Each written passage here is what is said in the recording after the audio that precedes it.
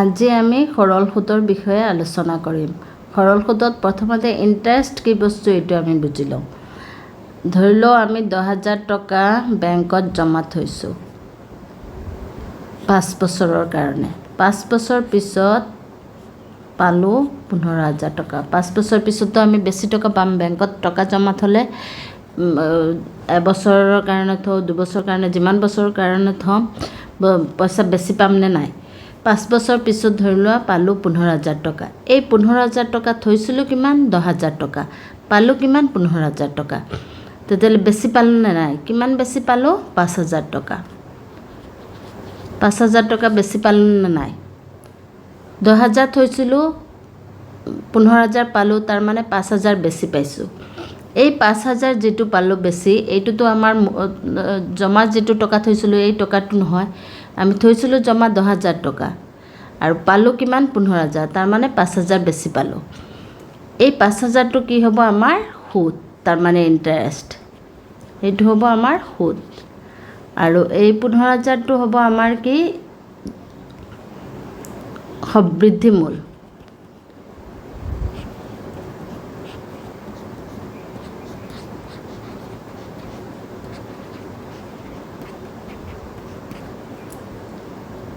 দহ হাজাৰ হ'ব কি? মূলধন, যিটো আমি জমা থৈছিলোঁ। কিমান বছৰ? 5 বছৰ। গতিকে এইটো হ'ব কি? সময়। মূলধন P, সময় T, T/N বুলিও কোৱা হয়। আৰু সবৃদ্ধি মূল হ'ব কি? A, সমূল হ'ব কি? সুদ। সবৃদ্ধিমূলক সমূল বুলি কোৱা হয়। সুদ হ'ব কি? SI। SI হ'ল সুদ। আৰু সুতৰ হাৰ হ'ল কি? সুতৰ হাৰ বুলি ক'লে আমাৰ পাৰ্চেণ্টত আহিব। ধৰি লোৱা 5%, 10%, এনেকুৱা পাৰ্চেণ্টেজত যিটো হয় এইটো হয় সুতৰ হাৰ। ইয়াত আমি 5 বছৰ পিছত আমি 5,000 টকা, তাৰমানে কিমান হ'ল? বছৰত আমি কিমান পালোঁ? 1,000কৈ।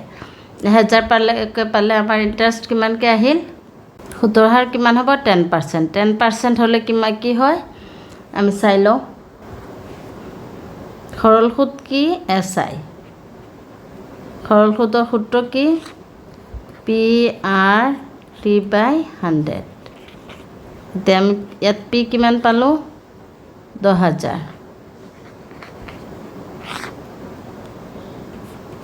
R কিমান? 10%। আৰু T কিমান? 5 বছৰ বাই 100। 0,0,0,0। তাৰমানে কিমান হ'ল? 5,000 টকা। এইটো 5,000 হ'লে নাই? তাৰমানে 10%কৈ হ'লে কিমান হয়? 5,000 টকা। এই সুতৰ হাৰ বুলি ক'লে পাৰ্চেণ্টেজত আহিব। আৰু সৰল সুদ বুলি ক'লে এইটো হ'ব SI। সুদ বুলি ক'লে কি হ'ব? টকাত হ'ব।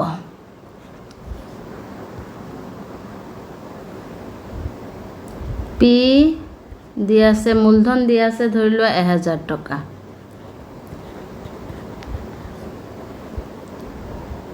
R হ'ল 10%। T হ'ল 3 বছৰ। আমাৰ উলিয়াব লাগে কি?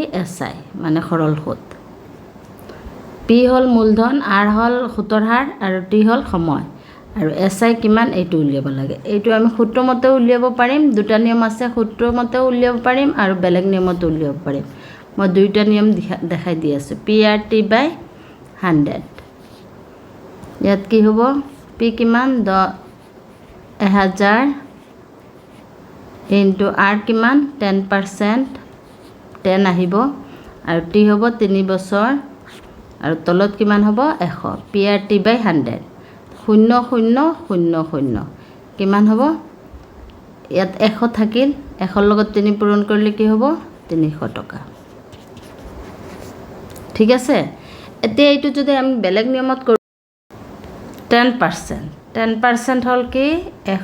100 টকাৰ 1 বছৰৰ সুদ কিমান? 10 টকা। 1 টকাৰ 1 বছৰৰ সুদ কিমান হ'ব? এইটো হ'ল ঐকিক নিয়ম। 1000 টকাৰ 1 বছৰৰ সুদ কিমান হ'ব?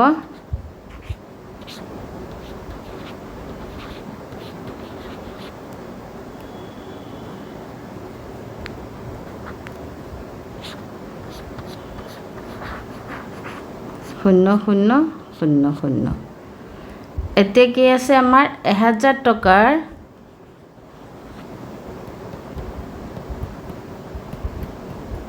কিমান বছৰৰ? 3 বছৰৰ। 1000 টকাৰ 1 বছৰত যিমান হ'ব, এতিয়া শূন্য শূন্য কাটি দিলে কিমান হ'ল? 100। ইয়াত কিমান থাকিব? 100। 1 বছৰৰ যিমান হ'ব 3 বছৰৰ কি হৈ যাব? বেছি হৈ যাব, 3 গুণ হৈ যাব। গতিকে কিমান হ'ব? 300 টকা। আগত সূত্ৰমতেও আমাৰ 300 টকা ওলাইছিলে, এতিয়া আমি ঐকিক নিয়মত কৰিলেও 300 টকা ওলায়। আৰু এতিয়া আমি মুখে মুখে চাই লওঁ। 10% মানে কি? 10/100 কিমান টকা? 1000 টকা। গতিকে কি হ'ব? শূন্য শূন্য শূন্য শূন্য কিমান হ'ল? 100 টকা। এই 100 টকাটো কিমান দিনৰ কাৰণে?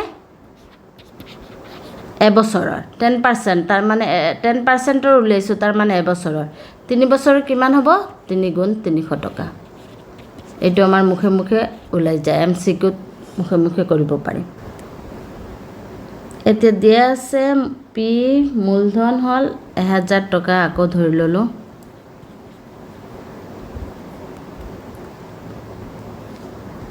ইয়াত আমাৰ দিয়া আছে কি? পি 1000 টকা, মূলধন 1000 টকা, আৰ সুতৰ হাৰ 5%, SI হ'ল সৰল সুত হ'ল 200 টকা, আৰু টি সময় উলিয়াব লাগে। এই সময় উলিয়াওঁতে কি কৰিম? প্ৰথমতে আমি সূত্ৰটো ব্যৱহাৰ কৰিম। SI = PRT/100।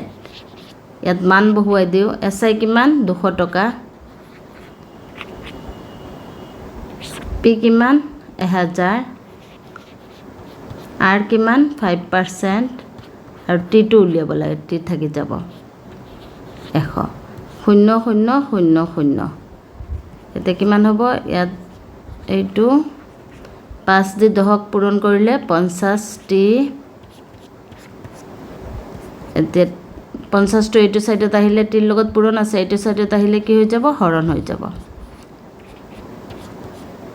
0 0 5 4 গুণ 20।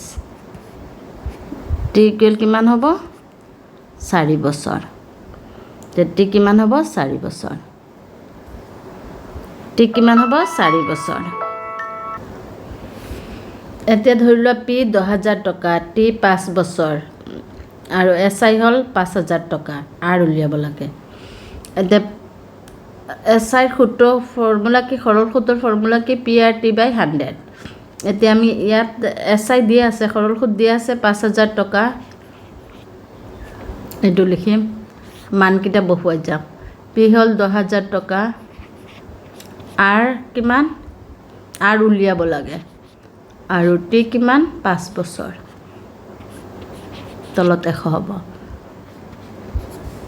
0 0 0 0 কাটা যাব।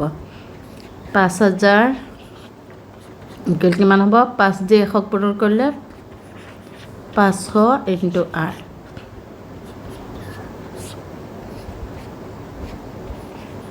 5000 এইটো আৰৰ লগত এইটো পূৰণ আছে, 500 পূৰণ আছে, এইটো ছাইডত আহিলে কি হৈ যাব? হৰণ হৈ যাব। 0 0 0 0। এতিয়া কিমান হ'ব? R = কিমান হ'ব? 5 দি এইটোক কাটিলে কিমান হ'ব? 5 × 5 10। 5 দি 50ক কাটিলে 10 বাৰ যাব। R = কিমান হ'ব? 10। তাৰমানে R = কিমান হ'ব? 10% লিখিব লাগিব। সুতৰ হাৰ সদায় পাৰ্চেণ্টত হয়। ইয়াত কি আছে? R 5%, সুতৰ হাৰ 5%, সময় 3 বছৰ, টি 3 বছৰ, আৰু SI হ'ল সৰল সুত। সৰল সুত হ'লেও 750 টকা। এতিয়া পি মূলধন উলিয়াব লাগে। মূলধন কিমান? এইটো SI কিমান? 750। পি উলিয়াব লাগে। R কিমান? 5, আৰু টি কিমান? 3 বছৰ। টি কিমান? 3। তলত কি হৈ যাব? 100। এতিয়া কি হ'ব? 5 দি যদি 100ক কাটো কিমান বাৰ বাদ যাব? 5 2 10 20। এতিয়া চোৱা, ইকুৱেল কি হ'ব পি ইনটু 3 আৰু তলত 20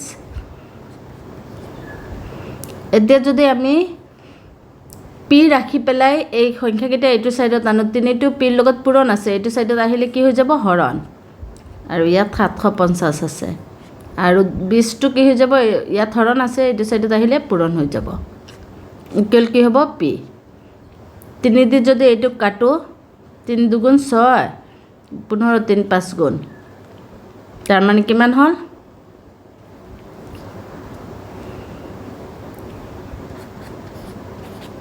250 লগত 20 পূৰণ ইকুৱেল কি হ'ব পি